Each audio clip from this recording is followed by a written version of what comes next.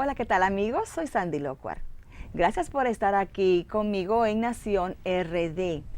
Nosotros conversamos mucho en este programa sobre retos nacionales, pero indudablemente que, aunque seamos una isla rodeada por mar, también estamos metidos en el entorno de las naciones. Y lo que pasa en otros países, de alguna manera, tenemos que observar, aprender y guardar para la memoria histórica de esta raza humana que tanto le falta por aprender respecto de la tolerancia y de la convivencia pacífica. En este mismo mes se dio un hecho histórico, aunque algunos lo duden y digan que en Colombia la paz se firma para luego romperse. El hecho fue que un conflicto histórico ha concluido o parece concluir. Ha firmado la paz el gobierno de Colombia con las FARC. Y para hablar sobre la evolución desde la génesis de este movimiento revolucionario, las diferentes cosas que pasaron en el camino, tanta sangre derramada, y si realmente este acuerdo de paz sella para siempre la posibilidad de una Colombia convulsa, hemos invitado al profesor Higinio Báez. Gracias por estar aquí con nosotros. Gracias a ustedes. ¿Cómo te va? Hay mucho de qué hablar, sobre todo de personas como yo que me inscribo, que no conocemos bien los orígenes de la convulsión en Colombia, que el Bogotazo es una cosa muy distante para todos nosotros. Y en honor de los jóvenes que puedan estar escuchando, me gustaría que usted me hiciera un poquito de recuento de Colombia, sangre y fuego, como digo yo, que ha sido siempre. Bien, bueno, yo quiero agradecerles esta participación y agradecerles también la pregunta de entrada, porque no es posible entender lo que pasa hoy en Colombia sin contextualizar el desarrollo histórico de lo que ha sido las FARC, ha sido la guerra, la confrontación, sin entender las bases que dan origen a ese conflicto. En Colombia, desde finales del siglo XIX, desde 1880 a 1925, las masas campesinas, indígenas, los trabajadores del campo, propietarios de pequeñas propiedades que había sido una herencia legal legitimada de la colonia, que había decidido que los campesinos tuvieran una porción de tierra para vivir, sobrevivir. Ese esquema se fue rompiendo precisamente con la estabilidad de la república, con las leyes republicanas. Las leyes republicanas en Colombia, lejos de afianzar o mejorar la situación del campesinado, lo que hicieron fue iniciar un proceso de despojo de esas propiedades coloniales que se habían mantenido por siglos para privatizarlas a favor de los terratenientes. Ah, pero fue como una reforma agraria al revés. Al revés, la república, en vez de beneficiar al campesinado, empezó a sacrificarlo. Pare ahí. Ustedes se fijan cómo a veces los términos no pueden ser interpretados así en abstracto, porque cualquiera piensa que donde hay república hay más justicia social. Exactamente. Pero entonces, allá fue en el periodo republicano exactamente, que se comenzó a embromar la cosa. A privatizar la propiedad campesina a favor de los terratenientes.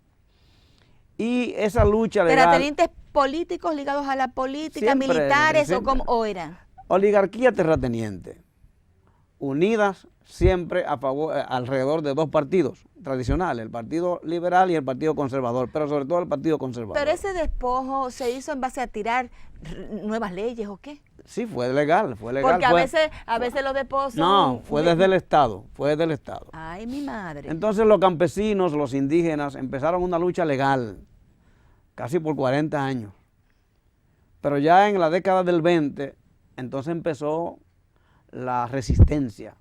¿Y cómo era que le quitaban las tierras? Bueno, como se quitaban en la mayoría de países latinoamericanos, subterfugios legales, por ejemplo, en el país, en nosotros, hasta la primera intervención norteamericana, teníamos inmensas cantidades de tierras comuneras esa intervención legitimó el catastro, porque se fundó durante esa intervención, y empezó a legitimarle el despojo.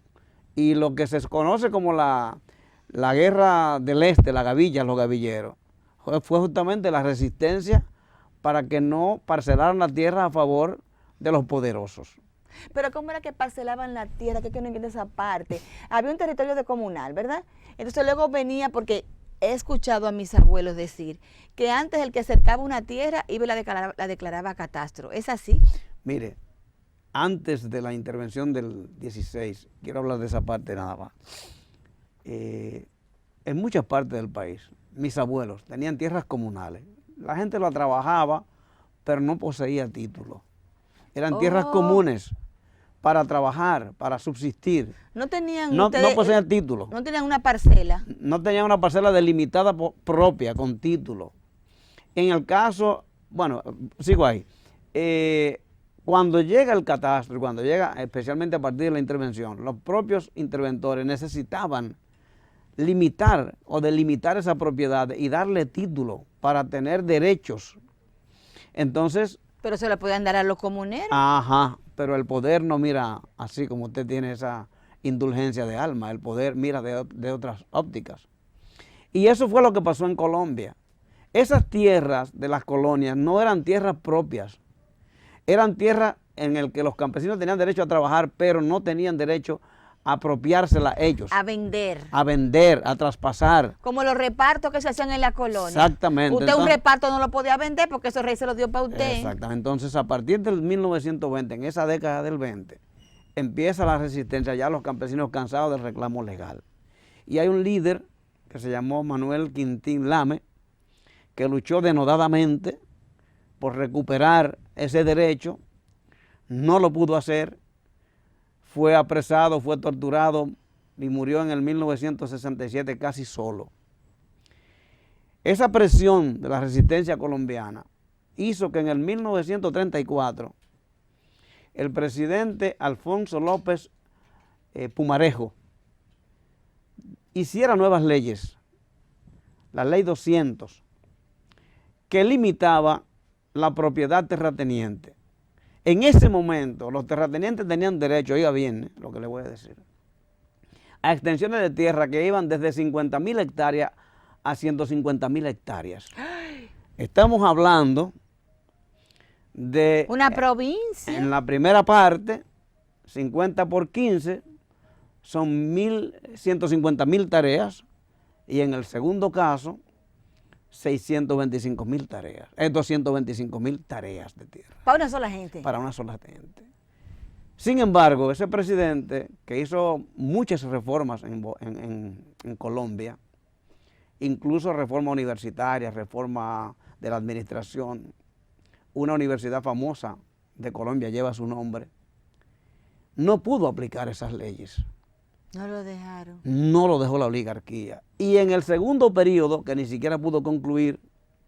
Pero el colombiano vota por gente así. Bien, pero déjeme concluirle esto. En el segundo periodo, 1942-45, que él no pudo concluir por dos problemas fundamentales, por un escándalo de una muerte de un boxeador famoso que se llamaba Mamatoco, como apodo, apellido Pérez, y un escándalo de su hijo, Alfonso López Michelsen, que luego fue presidente de Colombia por asuntos de negocios.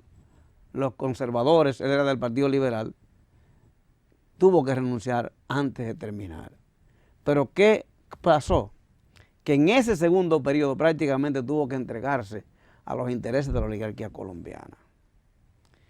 Entre 1931. Para ahí. Ustedes se fijan, a veces no es como uno llega. No, ¿cómo empieza?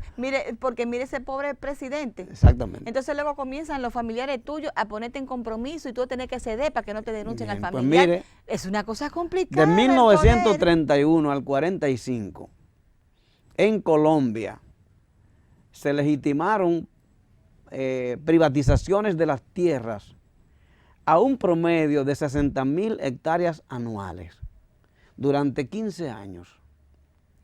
Pero durante los otros 15 años, del 46 al 60, esa privatización no fue de 60.000 hectáreas anuales, fue de 150.000 hectáreas anuales. Y déjeme decirle más.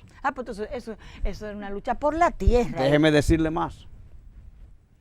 Durante ese periodo del 45 al 60, la violencia en Colombia fue de una magnitud tal que hasta el 66 habían muerto ya 193.000 seres humanos, la mayoría civiles, la mayoría pobres, la mayoría campesinos.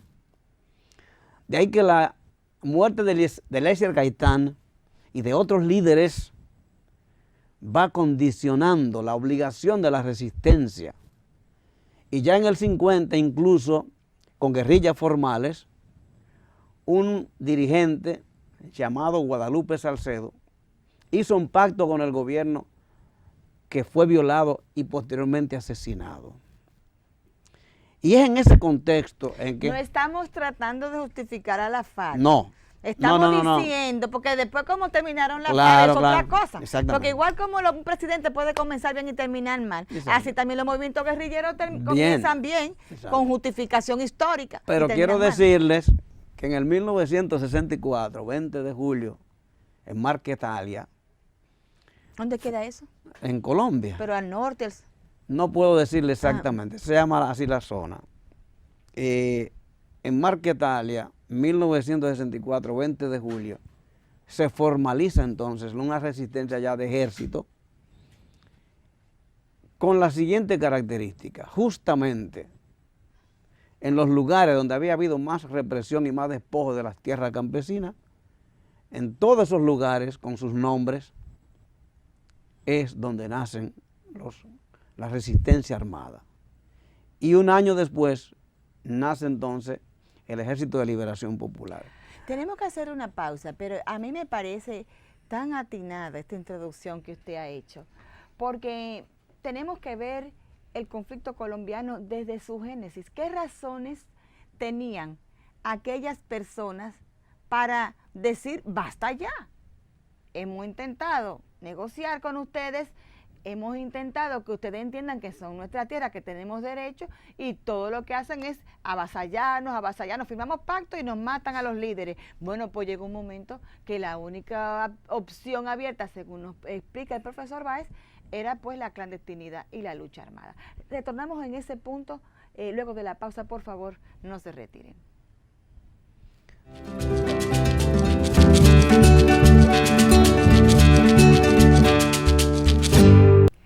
A propósito de la firma del acuerdo de paz entre las FARC y el gobierno colombiano, estamos haciendo un recuento histórico que nos trae el profesor Higinio Báez sobre los orígenes de la violencia en Colombia. En el primer segmento estuvimos conversando sobre cómo las tierras comuneras terminaron siendo despojados aquellos que estaban cultivándolas para que se le otorgara a grandes latifundistas, cómo esa lucha por la tierra concluyó con personas desplazadas y personas que tenían más de una razón para irse a la clandestinidad y tratar de luchar por lo poco que tenían. Bueno, mire, en ese periodo, cuando yo le hablé de 193.000 muertos hasta el 66, había también 2.003.650 campesinos desplazados. 1966, en el periodo 45-66, estamos hablando de 20 años. Que estábamos nosotros en América Latina ya saliendo de dictaduras, ellos no tenían dictadura formal, pero es una especie de dictadura de oligarquía. No tanto, teníamos dictadura, teníamos la dictadura de Venezuela, Marcos Pérez Jiménez, teníamos la dictadura de Trujillo. En el 66 ya Pérez Jiménez No en el 66, me refiero del 45 al 66. Pero estos despojos que usted dice que continúan hasta el 66, cuando ya América sí, claro, Latina iba por otro camino. Exactamente, bueno, pero la oligarquía colombiana es muy poderosa, señora, déjeme decirle. Entonces, 2.003.650 desplazados. Hoy esa cantidad está por encima de los 7 millones. Y cuando usted desplaza al campesino a la fuerza, ¿qué pasa después? Pues la oligarquía terrateniente asume esas tierras. Entonces, ese es el escenario en el que surgen las FARC. Usted lo dijo, no lo dije yo. Cuando no hay posibilidad de la paz personal, cuando no hay posibilidad de las libertades públicas, cuando la única salida es esconderse, clandestinizarse y la seguridad de que la muerte está cerca de usted. La mejor protección es al Ejército de la Resistencia. Miles y miles de jóvenes lograron sobrevivir integrándose a la guerrilla. Había un fenómeno que yo nunca entendí bien. Había muchos profesores de universidad que se iban también a la guerrilla. Claro. Sacerdotes. Ellos no eran campesinos. Bueno, porque era una causa que reivindicaba precisamente los derechos campesinos. Yo quiero darle este dato. En el 1964, cuando las FARC irrumpen como ejército, el 47.9% de la población colombiana era campesina, primero. Y segundo, el programa que asume la FARC es precisamente el programa de la reivindicación de la tierra. Es decir, ese es el elemento central de la propuesta programática de las FARC. De modo que para entender el conflicto de Colombia, ayer y hoy, hay que entender la realidad del campesinado. Vamos a ver, un momentito. ¿Todas las oligarquías latinoamericanas son iguales? ¿O hay algunas más aferradas a la tierra, a coger tierra? Porque, por ejemplo, en Brasil, que sí se dio estos conflictos de tierra, pero no era como una oligarquía rural. Pero en Colombia uno nota que es también la oligarquía citadina involucrada al área rural. Sí. Bueno, el problema de la tierra en América Latina se parece mucho, pero no es lo mismo en todos los países. Hay países en que el desarrollo del capitalismo permitió que la pequeña y mediana propiedad fuera un incentivo a ese desarrollo. Y esos países como Uruguay, por ejemplo, donde no está tan polarizada la propiedad, hay unas condiciones distintas al caso, por ejemplo, de la propia Colombia o de Brasil, que es una situación muy grave también. En Haití, el 2% de la población, hay este dato, el 2% de la población controla el 98% de la tierra. ¿En Haití? En Haití. La gente no ve los problemas de Haití a fondo, pero ese es el problema de fondo de Haití, que el 2% de la población controla el 98% de la tierra. Y en Colombia, en el momento que la guerrilla irrumpe, el 8.8% de la población tenía el 78.6% de la tierra. ¿Se puede decir que en la República Dominicana la reforma agraria apaciguó los ánimos para que no hubieran estos enfrentamientos? ¿O no se le puede reconocer eso a Balaguer, porque era Balaguer? Yo no creo que eso fuera la razón del apaciguamiento de los enfrentamientos. En la República Dominicana hubo una guerra, la guerra de abril del 65. Me refiero a la tierra. Si no, fue pero bien la reforma agraria. Voy sí por o eso. No. Que Bosch quería en el 63 que esas tierras que eran del Estado y que las poseía Trujillo fuera el fundamento para la reforma agraria. Balaguer entregó parte ínfima, pero la gran propiedad del CEA empezó a repartirse, a despedazarse. La diferencia con nosotros es que el balaguerismo creó una pujante clase media y eso fue una especie de colchón de amortiguamiento. Aparte de que nuestro país, a pesar de la mano poderosa de los terratenientes, realmente la distribución de la tierra no es igual que en Colombia. Por ejemplo, en el Cibao, que es la parte más productiva del país, más fértil, hay una gran cantidad de propietarios medios y pequeños que son dueños de la tierra. Es decir, la polarización en este país no es igual que la de Colombia. A pesar de que las grandes propiedades concentran una enorme cantidad de tierra, pero hay una buena parte de propietarios medianos y pequeños eso amortigua. que ayuda al amortiguamiento, además del surgimiento de esa clase media que Balaguer empujó inteligentemente. Y la otra Colombia. Y la otra parte es que esta sociedad se ha urbanizado. O sea, nosotros somos hay poquita tierra aquí. No, se ha urbanizado en el sentido de que nosotros somos hoy un 25% tal vez de campesinado y 75% de población urbana, que usa internet. Ese no es el caso de Colombia. Colombia, la situación de los campesinos pobres es una situación prácticamente de esclavitud. Entonces yo le digo, ese es el fundamento del surgimiento y el programa agrario de la FARC fue el programa de los campesinos. Hoy ese campesinado representa el 30% de la población colombiana. El 30. El 30, todavía, ¿eh? Pero también representa 15 millones de seres humanos. Porque Colombia tiene alrededor de 50 millones de seres humanos. 15 millones de seres humanos. Estamos hablando de 150% la República Dominicana completa con la diáspora. Ay, yo no estoy entendiendo nada, porque esa gente han sido víctimas de la FARC. Bien. Entonces, ¿cómo va a ser que las FARC que comenzaron para luchar por los campesinos después terminaban matando campesinos? Yo creo que es una exageración. Ay, se han matado muchos campesinos. Creo y que es eso una era la exageración. subversión a la mala. Acuérdese que quien controla el poder controla la información. Acuérdese que las FARC, para el gobierno colombiano, para todos los gobiernos colombianos, era una organización terrorista y del narcotráfico. ¿Y acaso no concluyó en eso? Escúcheme.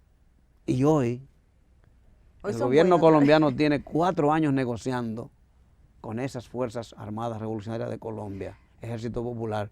De modo que una de las cosas que puede reivindicar la FARC es precisamente que o ellos no son terroristas ni narcotraficantes, o el gobierno colombiano se sienta con terroristas y narcotraficantes a negociar un acuerdo de paz. No, así tampoco. Yo le pregunto a usted, profesor Higinio Báez, ¿usted cree o no cree que las FARC terminaron involucrándose en narcotráfico? Bueno, ¿Para sostener la guerrilla? bueno, déjeme Porque yo decirlo. lo creo. Yo no lo creo. Ah, bueno, pues está bien. Tenemos diferencias porque, al contrario, la FARC y el narcotráfico tuvieron que hacer un acuerdo, no sobre la base de la droga, sino sobre la base de no atacarse recíprocamente, porque la FARC tuvo que hacer 2 frentes de guerra en un momento, contra el narcotráfico y contra el gobierno. Y déjeme decirle más, no fue el gobierno ni siquiera, fue el propio narcotráfico que mató dirigentes importantes que estaban vinculados con la FARC de una forma política, aunque no directamente estructurada. Porque el crimen de Pardo Leal y el crimen de Jaramillo, sobre todo el de Jaramillo, fue un acto del narcotráfico. Donde ahí, Escobar, sí, Pablo Escobar tuvo, exactamente. Él lo reconoció. Entonces no es posible que nosotros lleguemos a la conclusión de que FARC y narcotráfico es lo mismo cuando el narcotráfico me está matando a mis dirigentes políticos. Exacto. Bueno, ahí le concedo. Ahí le concedo. Pero para que nuestra teleaudiencia no se pierda, lo que estamos hablando es que llega un momento en que hay un solapamiento de 2 esquemas violentos en Colombia. El de narcotráfico y el de la guerrilla. Y entonces nosotros que estamos afuera vemos cualquier acto violento y bueno, o lo hizo la guerrilla o lo hizo el narcotráfico. Pero luego con muchas de las confesiones de incluso que le decían el Popeye o el payaso, ¿no? Del involucramiento de ellos en los crímenes de jueces y de dirigentes políticos, habría que hacer un recuento histórico para establecer la verdad, quién mató a quién. Claro, en eso se está, los acuerdos están en eso. Los acuerdos de paz contemplan todas esas discusiones sobre las responsabilidades de los crímenes, porque déjenme decirle, cuando se plantea el problema de que la violencia viene de la FARC o del narcotráfico, estamos dejando de lado la violencia estatal, la violencia del Estado. ¿Y qué son la creación de los escuadrones paramilitares? Sino la violencia de Estado disfrazada. Aquí la banda Colorá era un estamento dirigido por el Estado, dirigido por Pérez y Pérez. Y los acuerdos contemplan que los juzguen a ellos también. Escúcheme. ¿Y qué decía Balaguer? Que eran incontrolables. Pero todo el mundo sabía quién controlaba a Pérez y Pérez y quién controlaba a Pérez Martínez. Entonces, hay que ver la violencia en un contexto mucho más amplio. Yo le estoy hablando de la historia porque si no es así no se comprende el conflicto colombiano, ni se comprenden los acuerdos de paz. Y para comprender los acuerdos de paz hay que comprender la historia de esa evolución. Yo pienso. Para nosotros es como que, para algunos, como que bueno, ya si el enemigo, aunque sea el mismo demonio, quiere deponer las armas, tenemos que sentarnos. Mañana, por ejemplo, si el del Corea del Norte decide llegar a acuerdo, ¿usted cree que Occidente no se va a sentar con él? Se van a sentar. Pero no creo que sea tan unilateral, porque yo no creo que las FARC se están rindiendo. Yo no creo que ese acuerdo de paz es una decisión de que la FARC dijeron, ay, no podemos más y vamos a entregar las armas. No, son 4 años que van de discusiones, desde el 2012 hasta hoy, primero. Segundo, hay un plazo de 1 año y medio todavía para normalizar todos esos acuerdos de paz. Por ejemplo, la cesación al fuego es un hecho. Eso se firmó el 23 de junio. Es decir, de ambas partes, bilateralmente, no habrá más guerra, no habrá más enfrentamiento. Eso es un paso trascendental. Pero queda, por ejemplo, la ubicación de esas guerrillas, la dejación de las armas y la entrega de las armas. ¿Ubicación es donde van a vivir ellos? ¿Dónde van a estar? Porque primero, eso es un proceso, para ellos integrarse a la sociedad, tienen que agotar todo un proceso en que la conciencia colombiana, estatal, social, intelectual, entienda que ellos tendrán que tener un espacio democrático de participación en la sociedad colombiana. Ay, eso no es problema, porque si los colombianos y la sociedad colombiana y los medios colombianos se han dado a la tarea de santificar el narcotráfico en novelas, ¿verdad? Pues entonces lo guerrille menos. Una pausa, porque tenemos que continuar con este tema. Muy bien.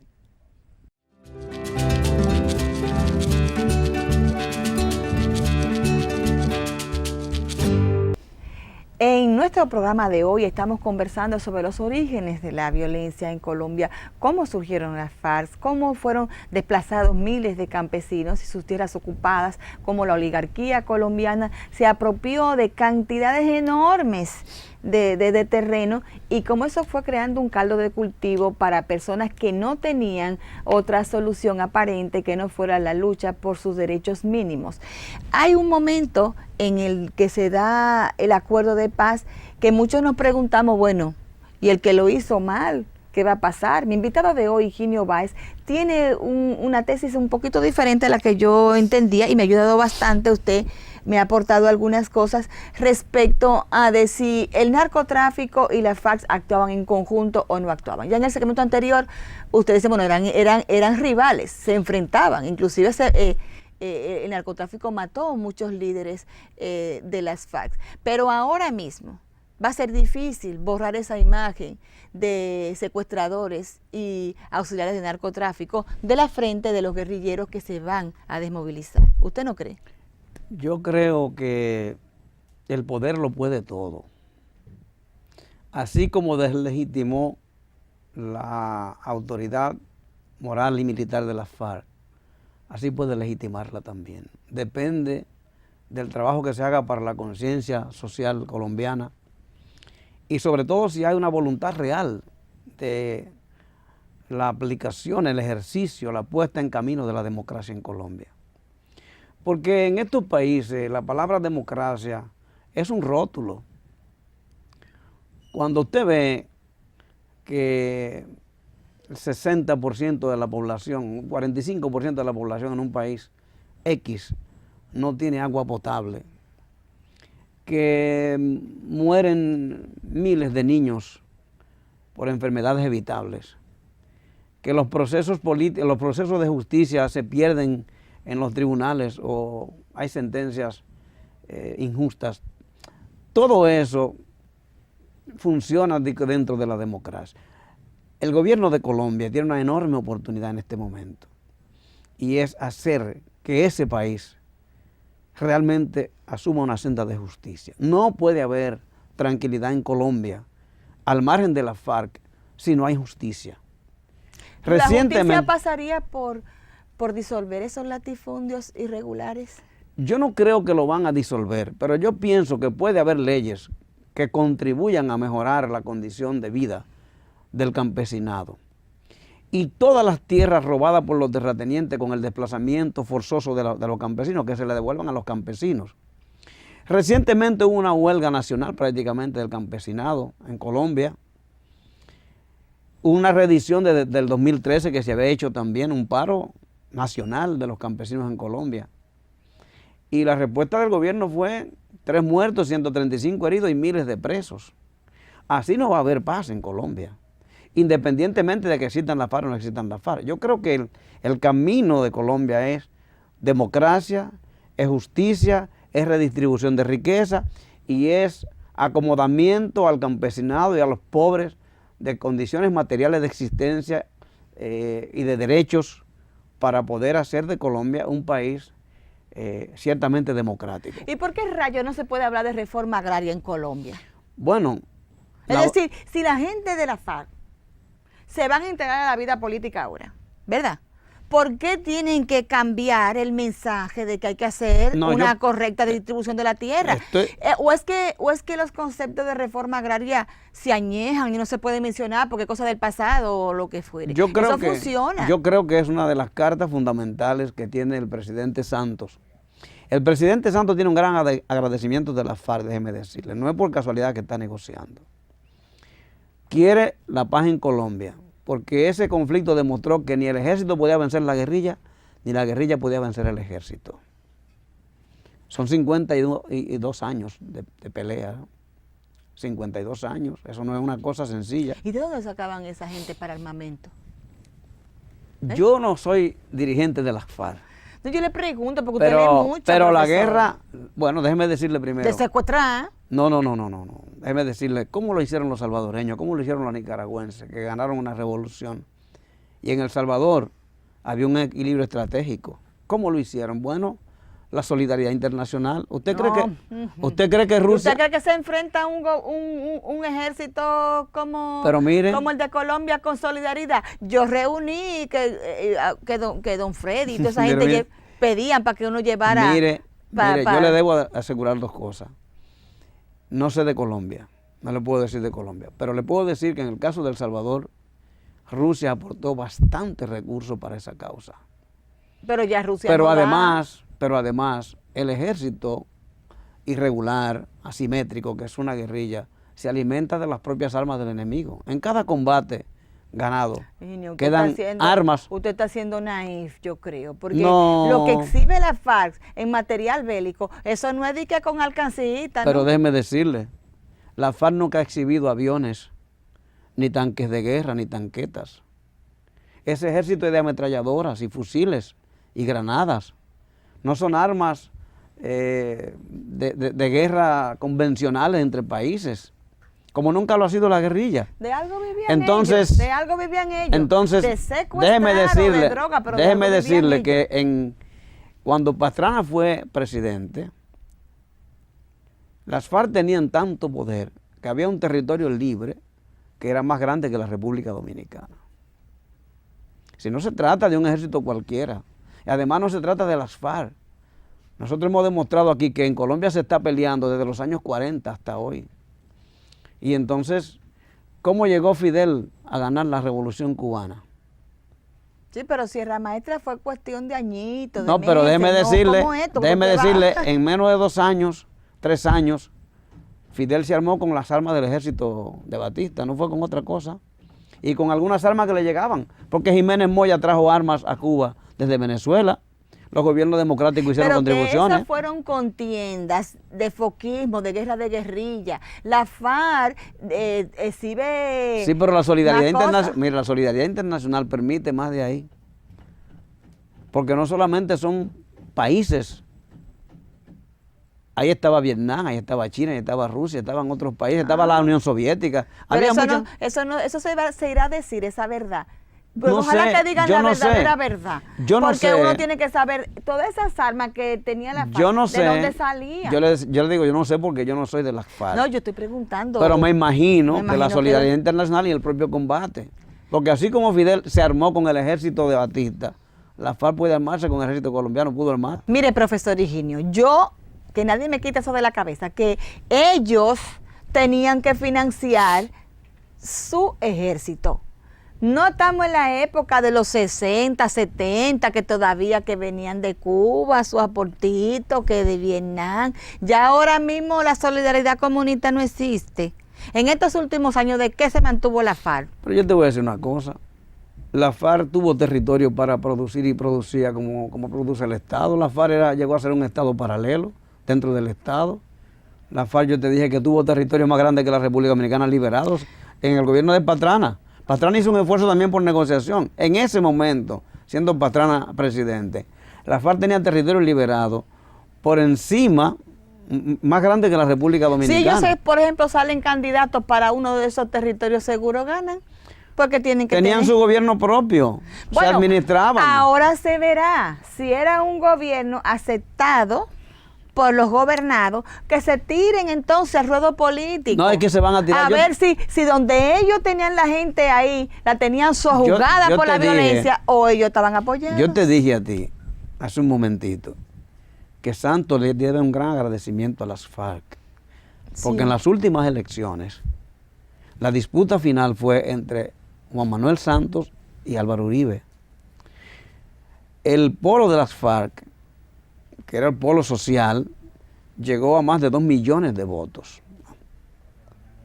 Y en la segunda vuelta, ese polo que quería la paz, en vez de abstenerse en las elecciones, aún sabiendo que Santos era un verdugo de ellos, decidió apoyar a Juan Manuel Santos. Yo no sé si podemos utilizar la palabra verdugo. Él lo dijo.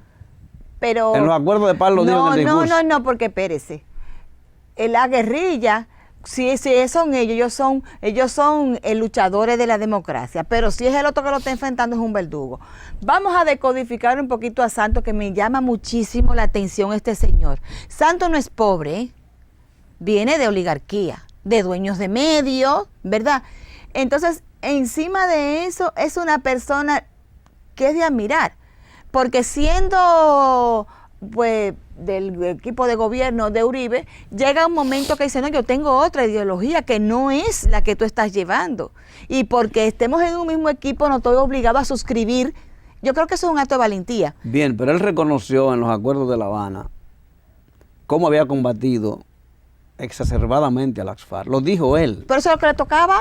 ¿O no era ministro de defensa? Exactamente, entonces por eso yo te hablo de verdugo, o sea, porque aún siendo él el jefe de defensa, todavía existían los paramilitares en Colombia. Y no estaba Uribe gobernando. Precisamente. Y Uribe no era también. Por eso es que lo llamo verdugo. Pero aún así, las FARC lo apoyaron. Pare ahí, para que hagamos esta lección para nuestra teleaudiencia. No sé si ustedes están siguiendo lo que el profesor Báez está diciendo. Tenemos a un hombre que es el que por fin le logra traer la paz a Colombia, pero un hombre que también fue ministro de Defensa, ¿verdad? Y que en su momento, usted dice, que habían paramilitares y él no acabó con ellos. Claro, su jefe, que era el presidente, tenía vínculo con los paramilitares según las fuentes noticiosas de Colombia. Entonces, es muy importante que veamos que los actores políticos no van a tener todas las virtudes que nosotros queremos para ser útiles. Ni podemos desecharlo, porque sí, él es muy bueno en esto, pero mira, porque tenemos que saber cuál era su margen de acción. Exacto. Estoy de acuerdo. Si se hubiese desechado a Santos, no, porque es un cuadro de Uribe, mira qué sorpresita. Entonces, estos razonamientos donde analizamos a los políticos diferente a como nos analizamos nosotros mismos, porque nosotros mismos nos decimos, no, es que yo no puedo hacer más nada porque fulanito, nos entendemos nosotros, pero al político no lo entendemos en sus circunstancias. Yo creo que eso es algo que desecha muchos buenos aportes en la política, porque se descarta a fulano porque él era un cuadro de perencejo. ¿Usted no cree? Yo creo que sí, y además a Santos le va a caber la gloria de haber firmado estos acuerdos de paz. Lo intentaron muchísimos gobiernos y esa oligarquía siempre lo impidió. Oiga lo que está hablando Uribe. Ahora, ¿sabe qué fue? Que fue esa cuña del mismo palo. Exacto. Él es un oligarca. Oiga lo que está diciendo Uribe. Uribe se está oponiendo a los acuerdos de paz y considerando eso como una aberración para Colombia. Entonces yo creo que a Santos le cabe el mérito de los acuerdos de paz. Y si él respeta esos acuerdos y hace que se respeten, su nombre va a crecer mucho más de lo que es hasta hoy. No lo estoy alabando. Yo conozco la acción de Juan Manuel Santos. Pero si las FARC han aceptado ese acuerdo de paz y están dispuestos a cumplirlo, y si el gobierno está dispuesto a cumplirlo, a hacer posible esa convivencia de los colombianos, no solamente le cabe el honor, sino que Colombia va a hacer otra cosa, porque déjeme decirle, Colombia es un país extraordinario, sí, culto, bellísimo. Con una industrialización galopante que tenía. Con industria, y no solamente eso, con una capacidad para el turismo que no la tienen quizás ningún otro país de América Latina, porque la biodiversidad de Colombia es una cosa excepcional. O sea, Colombia puede meterse entre los países, va a competir con cualquier país en el turismo, porque tiene todo Desde grandes selvas, grandes infraestructura hasta grandes playas de todo el Caribe. Que se industrialicen, que no necesitamos más competidores turísticos. Bien. Tenemos que hacer una pausa. Retornamos en breve.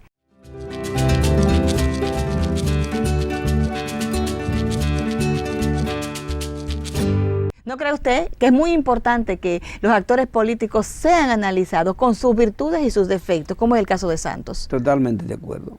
Yo decía que Santos pasará muy bien en la historia, sobre todo si hace que se respeten los acuerdos de paz. Yo creo que haberlo firmado y hasta con un símbolo interesante, le entregó un lapicero hecho de una bala a Timoleón Jiménez, al comandante Timochenko, y le pidió que nunca más fuera necesario usarla para dirimir las contradicciones en Colombia. Si esos acuerdos pueden rubricarse, hacerse efectivos y hacer posible la democracia en Colombia, él va a quedar muy bien ante la historia a pesar del pasado. Porque como dice la gente, no es cómo se comienza, sino cómo se termina. Y si Colombia aprende que hay voces que no se pueden escuchar, la confianza que se ha obtenido ahora con los acuerdos de paz no puede volver a ser traicionada como en el pasado. No pueden ahora ocurrir muertes sorpresivas de líderes que se reintegren. La violencia surge cuando se pierde la confianza en ese acuerdo de paz que se firmó. Y quedan todavía en Colombia personas con el deseo de que la guerra vuelva. Dependerá del pueblo colombiano acallarlos para siempre a través del voto. Gracias por estar con nosotros. Hasta la semana que viene.